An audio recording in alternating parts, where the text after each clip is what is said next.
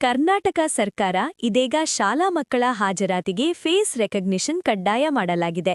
AI ಆಧಾರಿತ ವಿದ್ಯಾರ್ಥಿಗಳ ಮುಖದ ಹಾಜರಾತಿ ಮಾನಿಟರಿಂಗ್ ಸಿಸ್ಟಮ್ ಮೂಲಕ ದಾಖಲಾತಿ ನಡೆಯಲಿದೆ ಎಂದಿದೆ. ಈ ಕುರಿತು ರಾಜ್ಯ ಶಿಕ್ಷಣ ಇಲಾಖೆ ಆದೇಶ ಹೊರಡಿಸಿದೆ. ವಿದ್ಯಾರ್ಥಿಗಳ ಹಾಜರಾತಿ ತಪ್ಪದಂತೆ ಎಐ ತಂತ್ರಾಂಶದಲ್ಲಿ ದಾಖಲಿಸಲು ಸೂಚನೆ ನೀಡಲಾಗಿದೆ. ಈ ಬಾರಿಯ ಶೈಕ್ಷಣಿಕ ವರ್ಷದಿಂದಲೇ ಜಾರಿಯಾಗುತ್ತಿದೆ. ಸರ್ಕಾರಿ ಅನುದಾನಿತ ಶಾಲೆಗಳಲ್ಲಿ ಕಡ್ಡಾಯ 2026-27ನೇ ಸಾಲಿನಿಂದಲೇ ಫೇಸ್ ರೆಕಗ್ನಿಷನ್ ತಂತ್ರಜ್ಞಾನ ಜಾರಿ ಮಾಡಲಾಗಿದೆ. ಅನುದಾನಿತ ಮತ್ತು ಸರ್ಕಾರಿ ಶಾಲೆಗಳಲ್ಲಿ ಕಡ್ಡಾಯ ಮಾಡಲಾಗಿದೆ. ಬರೋಬ್ಬರಿ ಒಟ್ಟು 2.16 ಕೋಟಿ ವೆಚ್ಚದಲ್ಲಿ ಫೇಸ್ ರೆಕಗ್ನಿಷನ್ ತಂತ್ರಜ್ಞಾನ ಅಭಿವೃದ್ಧಿ ಮಾಡಲಾಗಿದೆ. ಮೇ ತಿಂಗಳೊಳಗೆ ಎಲ್ಲಾ ಶಾಲೆಗಳಲ್ಲಿ ಎಐ ಮೊಬೈಲ್ ಆಪ್ ಅನುಷ್ಠಾನ ಮಾಡಬೇಕು ಎಂದು ಆದೇಶದಲ್ಲಿ ಸ್ಪಷ್ಟವಾಗಿ ಸೂಚಿಸಿದೆ. ಎಸ್ಎಟಿಎಸ್ ತಂತ್ರಾಂಶದ ಮೂಲಕ ಮಕ್ಕಳ ಪೋಷಕರು ಹಾಜರಾತಿ ಪರಿಶೀಲನೆ ಮಾಡಬಹುದು ಎಂದಿದೆ. ಶಿಕ್ಷಕರ ಹಾಜರಾತಿಗೂ ಫೇಸ್ ರೆಕಗ್ನಿಷನ್.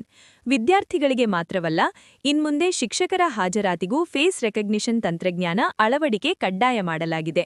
ಹೀಗಾಗಿ ಪ್ರತಿಯೊಬ್ಬ ಶಿಕ್ಷಕ ಖುದ್ದು ಹಾಜರಾಗದೆ ಹಾಜರಾತಿ ಮಾಡಲು ಸಾಧ್ಯವಿಲ್ಲ.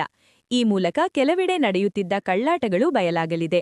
ಮಕ್ಕಳಂತೆ ಶಿಕ್ಷಕರು ಕೂಡ ಫೇಸ್ ರೆಕಗ್ನಿಷನ್ ತಂತ್ರಜ್ಞಾನ ಮೂಲಕ ಹಾಜರಾತಿ ಹಾಕಬೇಕು. ಇನ್ನೂ ಹೆಚ್ಚಿನ ಮಾಹಿತಿಗಳಿಗಾಗಿ ನಮ್ಮ ನ್ಯೂಸ್ ಕಡಬ ಯೂಟ್ಯೂಬ್ ಚಾನೆಲ್ ಅನ್ನು ಇಂದೇ ಸಬ್ಸ್ಕ್ರೈಬ್ ಮಾಡಿ.